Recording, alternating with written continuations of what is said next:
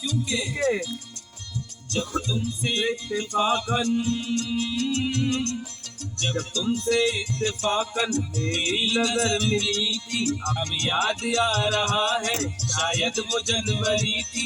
तुम यूं मिली दोबारा फिर माह फरवरी में, जैसे कि हम सफर हो तुम राह जिंदगी में। कितना हंसी जमाना आया था मार्च लेकर, राहे वफा पे थी तुम बातों की टार्च लेकर। बांधा जो ऐद उल्फत अप्रैल चल रहा था, दुनिया बदल रही थी, मौसम बदल रहा था।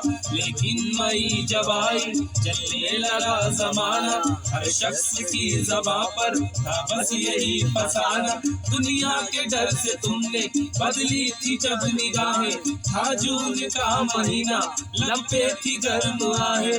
जुलाई में जो तुमने की बात की कुछ कम, ये आसमां पे बादल और मेरी आंख पूर्णम। माहे अगस्त में जब बरसात हो रही थी, बस आंसुओं की बारिश दिन रात हो रही थी। कुछ याद आ रहा है वो माह था सितंबर, भेजा था तुमने मुझको करके वफा का लेटर।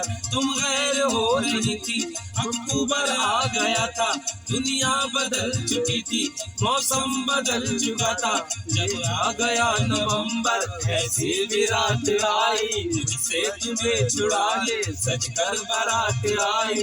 बेकैफ था दिसंबर, जज्बात मर चुके थे, मौसम था सर्द उसमें जज्बा बिखर चुके थे।